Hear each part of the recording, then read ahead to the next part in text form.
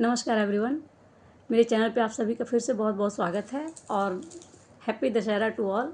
कल ही दशहरा मनाया हमने और आज मैं आपके सामने इन्हीं फेस्टिवल्स के ऊपर एक टॉपिक लेके हूँ, मैं ही राम मैं ही रावण। टॉपिक तो आपने देख ही लिया होगा। कल दशहरा था, कुछ दिनों बाद हमें दिवाली मनानी है, तो उसी चीज़ से रिलेटेड ये टॉपिक है।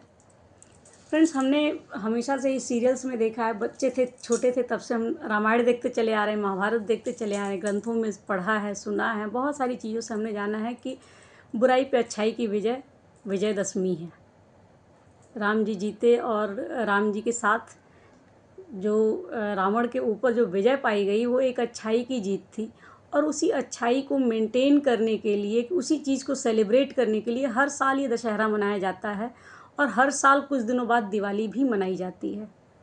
लेकिन क्वेश्चन ये है कि जो हमने देखा कि पहले दो देशों के बीच में ये पहला युद्ध जो अभी रामायण था, उसमें क्या था, एक देश से राम जी हैं, एक देश से रावण, और उनके बीच में कहीं ये इस तरह के युद्ध हुए जिसमें रामायण जैसे ग्रंथ लिखा गया। उसी तरीके से जो दो परिवारों के बीच में या एक ही बड़े परिवार के बीच में जो युद्ध हुआ, पहले वो दो देशों के बीच में था, फिर शहरों के बीच में ही आ गया, वो अपने परिवारों के बीच में ही आ गया, वो महाभारत बन गया। उसमें फिर धर्म की स्थापना हुई कि समय के साथ ये परिवर्तन आए कि लोगों के अंदर जो द्वेष की भावना थी, किसी से जलन या ईगो की भावना, जो भी इस तरह की नेगेटिविटी थी, वो पहले दूर दूर से लोग आते थे। कि दूर मतलब पहले अगर राम की बात करें तो राम राज्य में ये सब चीज़ें नहीं थी, तो वो आई लंका से कहीं एक रावण आया और इस तरह की चीज़ें स्प्रेड हुई। लेकिन नए काल में, द्वापर में, ये चीज़ें आ गई परिवारों के बीच में ही कि एक परिवार दूसरे परिवार से ही द्वेष रखता, अपना परिवार अपने ही परिवार से।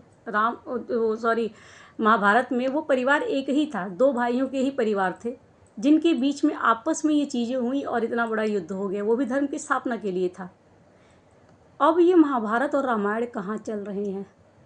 अगर इसको ध्यान से देखें तो पहले ये देशों के बीच में था, परिवारों के बीच में था। अब ये रामायण और महाभारत अपने अंदर चल रहे हैं। हर इंसान के अंदर एक रामायण और एक महाभारत चल रही है।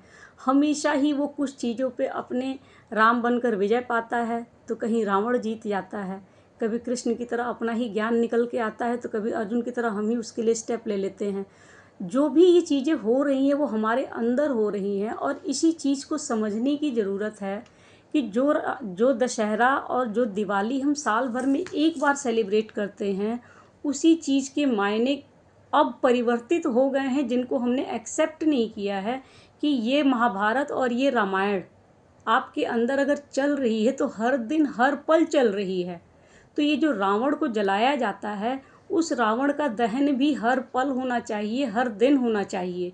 हमें अपने अंदर के उस रावण को देखने की ज़रूरत है। एक्चुअली हमारे अंदर ही अब राम हैं, पहले भी हमारे अंदर ही थे, हमारे अंदर ही राम हैं और हमारे अंदर ही वो रावण है। जितनी भी तरह के ये माया जाल फैला हुआ है, जिन माया जाल के चक्करों में हम लोग फंसते चले जा रहे हैं, एक दलदल है ये, उस दलदल में हर दिन इंसान फंस रहा है। उसे नहीं समझ में आता कि इस दलदल से बाहर कैसे निकलना है, क्योंकि वो हमेशा बाहर की तरफ देख रहा है। जो बाहर की तरफ देख रहा है उसे माया दिख रही है और उस माया में वो फंसता चला जा रहा है। जब हम दशहरा और दिवाली की बात करते हैं तो वो हमें अपने अंदर देखने की बात करते हैं कि आप अपने अंदर के उस रावण को देखिए जो आपके घर के अंदर, आपके बॉडी के अंदर, आपके मन के अंदर एक महाभारत चला रहा है। आपको उस रावण को पहचानने की ज़रूरत है और अपने अंदर के ही राम को जगाने की ज़रूरत है, जो उसका हर पल, हर मिनट या हर दिन दहन कर सके। जैसे ही हम अपने अंदर के रावण को पहचानते हैं, जैसे ही वो समझ में आता है कि अच्छा ये जो चीज़ें चल रही हैं उनमें हमारी चीज़ें हैं नहीं, जो हमारा अपना अस्तित्व है। आज की डेट में इंसान पैसे से, रुपए से, या जो स्टेटस है, स्टेटस सिंबल बना के चला, मेरे पास ये गाड़ी, मेरे पास वो बंगले, मेरे पास इतना पैसा, ये वो सारी चीज़ें हैं, उन सारी चीज़ों को ही अपना स्टेटस बना के चलता है। अगर वो नहीं है तो वो कम है। दूसरों से अपनी कंपैरिजन करने में ही इंसान भागा चला जा रहा है कि उसके पास है, मेरे पास नहीं है। अच्छा, मेरे पास बहुत ज़्यादा है तो मैं बहुत बड़ा हो गया हूँ। ये ईगो, ये जेलसी, ये जितनी भी चीज़ें, नेगेटिव चीज़ें हैं, वही हमारे रावण हैं। जो हमें दूसरों के साथ अपने आप को कंपेयर करने में, हमें उसी तरीके से भगाने में, उनके पीछे पीछे दौलत के पीछे भागो, करियर के पीछे भागो, सक्सेस के पीछे भागो, रिलेशनशिप को जो जो दो लोग अगर रिलेशनशिप में भी हैं तो एक अपने आप को बड़ा बनाने की कोशिश में लगा रहता है ताकि सामने वाला उसके कंट्रोल में रहे। किसी न किसी को हर इंसान कंट्रोल करने में लगा हुआ है, क्योंकि उसको अपना आधिपत्य जमाना है, उसको अपना एक अधिकार जमाना है हर एक चीज़ पे। क्यों जमाना है? हर इंसान, हर सोल अपने अस्तित्व को लेके आई है। उसे किसी और को ये साबित करने की ज़रूरत नहीं है कि मेरा सेल्फ वर्थ क्या है, मेरा अस्तित्व क्या है, मेरा स्टेटस क्या है। लेकिन ये जो माया है उसने समझा रखा है कि अच्छा, समाज में आपके पास ये नहीं है तो आप कम हैं। सर्वाइवल के लिए इन सारी चीज़ों की ज़रूरत है। अपने मन के अंदर इस चीज़ का डिफ्रेंशिएशन बहुत ज़रूरी है कि क्या आपकी नीड है और क्या माया है। जितनी चीज़ों के पीछे आप भाग रहे हैं, क्या वो सचमुच आपकी ज़रूरत है या सिर्फ़ और सिर्फ इसलिए चाहिए ताकि आप दुनिया को ये दिखा सकें कि आप कितने बड़े हैं। अपने अंदर के उस ईगो को पहचानने की ज़रूरत है, जो आपका बड़ा हो या छोटा, आपका लव्ड वन ही क्यों ना हो, उसके सामने झुकने से इनकार कर देता है। क्यों? क्योंकि उसको बड़ा रहने की आदत है और बड़ा बन के ही रहने की जो वो कोशिश लगातार करता रहता है। इंसान, अगर कहते हैं कि इस दुनिया में सबसे ज़्यादा पावरफुल अगर कुछ चीज़ है तो वो है प्रेम। सबसे ज़्यादा पावरफुल है, जो किसी भी इंसान को झुका सकती है, किसी भी इंसान को तोड़ सकती है और किसी भी इंसान को ऊंचा उठा सकती है। लेकिन अपने ही रिलेशनशिप में आज लोग, जो दो लोगों के बीच में चल रहा है, वहाँ अंदर एक रावण चल रहा है, अहम। मैं नहीं झुकने वाला, उसने मेरी रिस्पेक्ट नहीं की, उसने मुझे कुछ कह दिया, या रिलेशनशिप में उसने मेरी बात नहीं मानी, वो मेरे कंट्रोल में नहीं रहता। बहुत सारी चीज़ें हैं। इन सारी चीज़ों में जो रावण निकल के आ रहा है वो दो लोगों को एक नहीं होने देता, दो लोगों की भावनाओं को जुड़ने नहीं देता। उस रावण को आइडेंटिफाई करने की ज़रूरत है कि क्या वो रावण ज़्यादा ज़रूरी है, वो सामने वाला व्यक्ति ज़्यादा ज़रूरी है, उससे जो रिलेशन है वो प्रायोरिटी पे है, या अंदर वाला जो रावण है, ईगो, वो ज़्यादा ज़रूरी है। सेल्फ़ रिस्पेक्ट की बात यहाँ रेयर केसेस में होती है। सेल्फ़ रिस्पेक्ट और ईगो में एक ट्रांसपेरेंट सी लाइन होती है। कब ये दोनों एक दूसरे को क्रॉस कर जाते हैं पता ही नहीं चलता। इंसान अपनी सेल्फ़ रिस्पेक्ट में रहता है, वो सोचता है मैं सेल्फ़ रिस्पेक्ट में हूँ, और वो कब ईगो में कन्वर्ट हो जाता है उसे पता ही नहीं चलता। उसी तरीके से अगर बिजनेसमैन है, बिजनेस में कर रहे तो होड़ में है, मैं बड़ा। अच्छे अच्छे बिजनेसमैन एक दिन में धराशायी हो जाते हैं। प्रकृति अपने आप ऊपर आ जाती है तो फिर किसी को नहीं छोड़ती। आज जो चल रहा है, ये फ्लड है, ये कहीं भी कहीं लैंडस्लाइड हो रहा है, तो कभी कुछ चीज़ें हो रही हैं, किसके कंट्रोल में है? किसी के कंट्रोल में नहीं। अगर कुछ कंट्रोल में है तो अपना कर्म है, अपनी सोच है, दूसरों के साथ अपना रिलेशन है। ज़िंदगी जीने का नाम है, जो आपके पास है वो है आपका अपना अस्तित्व। अंदर, उसके अंदर जाके देखिए क्या रियली आपको क्या चाहिए, किस चीज़ में आपको मज़ा आता है। क्या पैसे कमाने में मज़ा आता है? पैसे किसके लिए कमा रहे हैं? कमाते, अगर इंसान जड़ को खोजने जाए ना, तो हर एक चीज़, चाहे जितना पैसा कमा लें, चाहे जिस भी ऊंचाई पे पहुंच जाएं, चाहे जितनी भी तरक्की कर लें, हर एक चीज़ में आपके जड़ में कहीं ना कहीं कोई ना कोई ऐसा व्यक्ति छुपा होगा जो आपको बहुत प्यारा होगा। किसी अपने के लिए ही आप पैसे कमाते हैं, पैसे बचाते हैं, पैसों के पीछे पड़े रहते हैं। अगर कोई उस चीज़ को यूज़ करने वाला ना हो तो आपका पैसे के प्रति इंटरेस्ट ख़त्म हो जाए। अगर आप बड़ा बनने की कोशिश करते हैं तो किसी को दिखाने के लिए करते हैं कि देखो मैं बड़ा हूँ। हो सकता है कि किसी को पाने के लिए आप इतना बड़ा बनने की कोशिश कर रहे हो कि मेरे पास पैसे होंगे तो मैं किसी को प्रपोज़ कर ले, कोई अगर कोई है शादी ब्याह के लिए कोई करना चाहे। कहने का मतलब ये है ना कि किसी भी चीज़ के पीछे जब हम भाग रहे हैं, उसकी जड़ में देखने की ज़रूरत है कि हम क्यों भाग रहे हैं। अगर हम भाग रहे हैं किसी चीज़ के पीछे, तो उसके पीछे अगर जो सबसे बड़ी रीज़न है, उसी रीज़न को इग्नोर करके इंसान भाग रहा है। क्यों?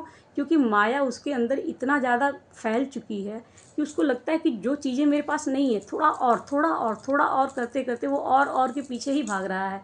लेकिन जिसके लिए वो और कर रहा था, वो पीछे छूट गया। अपने अंदर की उस नेगेटिविटी में उसने ये ध्यान नहीं दिया। आप जो महाभारत और रामायण की बात करें, तो जो कुछ भी युद्ध शुरू हुआ, उसमें भी जिस चीज़ के लिए शुरू हुआ, अंत तक न राम भूले न अर्जुन भूले, न कृष्ण ने किसी को भूलने दिया। लेकिन आज का इंसान अपने अंदर के ही राम और अपने ही अंदर के रावण दोनों को एक साथ चलाता है, डुअल नेचर में जीता है। किसी के साथ राम बन के बिहेव करता है, किसी के साथ रावण बन के बिहेव करता है। अपने साथ वो ज़्यादातर टाइम रावण बन के बिहेव करता है। जब वो उसकी अपनी खुद की कोई ऐसी चीज़ होती है जब उसे लगता है कि हाँ मेरा मन कर रहा है, अच्छी चीज़ है, कर लेना चाहिए, वहाँ एक रावण पीछे से खड़ा हो जाएगा और कहता है समाज को पसंद नहीं है, घर वालों को पसंद नहीं है, लोगों को पसंद नहीं है, तुम्हें पसंद है तो क्या हुआ। वो इतना जस्टिफाई कर देता है कि इंसान अपनी सोल की अपनी नहीं सुन पाता कि उसकी सच्ची खुशी कहाँ है। बहुत सारी ऐसी चीज़ें हैं। बच्चों को देखता है, बच्चों को अगर आपके फैमिली में ही आज की डेट में बच्चे किस तरीके से जा रहे हैं, फैमिली पेरेंट्स से डिस्कनेक्टेड हो रहे हैं। उनके बीच का कनेक्शन क्यों? क्योंकि बच्चे अपनी तरफ से अपनी राह में जा रहे हैं, पेरेंट्स अपनी तरीके से ज़िंदगी जी रहे हैं, क्योंकि वो किसी न किसी होड़ में सब भाग रहे हैं, बच्चे भी भाग रहे हैं, बड़े भी भाग रहे हैं। एक समय आता है जब बच्चे ही कहने लग रहे हैं कि पेरेंट्स ने टाइम नहीं दिया। पेरेंट्स को लगता है हम बच्चों के लिए ही तो भाग रहे थे, लेकिन बच्चों के लिए भाग रहे थे और बच्चों को ही भूल गए। उस वक्त में, जिस वक्त में हमें ज़्यादा ज़रूरी है वो प्राथमिकताएं देखना कि हम जिन चीज़ों को, अब बड़े हैं, आज बुज़ुर्गों की बात करें तो वो बुज़ुर्गों में ही हो जाता है कि वो, मैं ये नहीं कहती कि किसी की लाइफ में कोई प्रॉब्लम नहीं होगा, इश्यूज़ बहुत से होंगे, आपस में लोगों के रिलेशनशिप में बहुत सी कड़वी यादें हैं, कड़वी चीज़ें हैं जिनसे सर्वाइवल बहुत मुश्किल हो जा रहा है। जो टॉक्सिसिटी रिलेशनशिप में आ रही है लोगों को जीने नहीं दे रही है, लेकिन वो टॉक्सिसिटी एक्चुअली आ किस लिए रही है? क्योंकि एक्सपेक्टेशन है। ये एक्सपेक्टेशन वही रावण है। ओवर एक्सपेक्टेशन, को डिपेंडेंसी, ईगो, जेलसी, एक की तरक्की देखकर दूसरे इंसान के अंदर आना कि यार उसके पास तो बहुत है, मेरे पास क्यों? क्यों देखा सामने वाले को केवल जो उसकी अचीवमेंट है, केवल उसी की अचीवमेंट सोचकर उतने पे ही देख के चुप क्यों नहीं हो पाया आपके अंदर का रावण? उसने आपको जगाने की कोशिश की, कंपटीशन नहीं पैदा किया, आपके अंदर वो जेलसी पैदा कर दी, वो रावण है। ऐसी ऐसी बहुत सारी चीज़ें हैं जिनको देखने की ज़रूरत है, समझने की ज़रूरत है, और हर दिन अपने अंदर के उस रावण को देखकर हमें इस चीज़ को आइडेंटिफाई करने की ज़रूरत है, क्या माया है और क्या ट्रुथ है। अपने अंदर अगर इंसान अपने आप से सुने तो जान सकता है कि हमारे अंदर चल रही जो चीज़ें हैं जो हमें सेटिस्फाइड करती हैं वो बहुत छोटी सी सरल सी चीज़ें हैं, बहुत ही ईजी वे में ली जाने वाली चीज़ें हैं। हमें लोगों के साथ जो जो दिल से कनेक्टेड लोग हैं, जो ट्रुथफुल बातें करते हैं, फेकनेस से दूर रहते हैं, वो सभी को पसंद आते हैं। लेकिन हम रहते किनके बीच में हैं? क्यों रहते हैं? किस वजह से इन सारी चीज़ों के बीच में हम पड़े हुए हैं? इतने सारे जो क्वेश्चंस हैं वो, अब ये सभी के लिए होता है। मैं ये नहीं कहती कि पैसे की ज़रूरत नहीं है या इंसान को कमाना नहीं चाहिए, मैं भी इस चीज़ के अगेंस्ट में नहीं हूँ। हर एक चीज़ बहुत ज़रूरी है, लेकिन ज़रूरतों में प्राथमिकताएं क्या हैं उनको देखने की ज़रूरत है। अपने अंदर की जो नेगेटिविटी है वो नेगेटिविटी हमें हमारी प्राथमिकताओं को भूलने के लिए कहती है। वो भुला दो और आगे बढ़ जाओ। और वही आगे बढ़ते बढ़ते जब बहुत आगे बढ़ जाते हैं तब समझ में आता है कि हम तो बहुत आगे निकल के आए, प्राथमिकताएं तो पीछे रह गई। इन सारी चीज़ों को देखने की ज़रूरत है और थोड़ा सा अपने आप को इस माया से दूर करने की ज़रूरत है।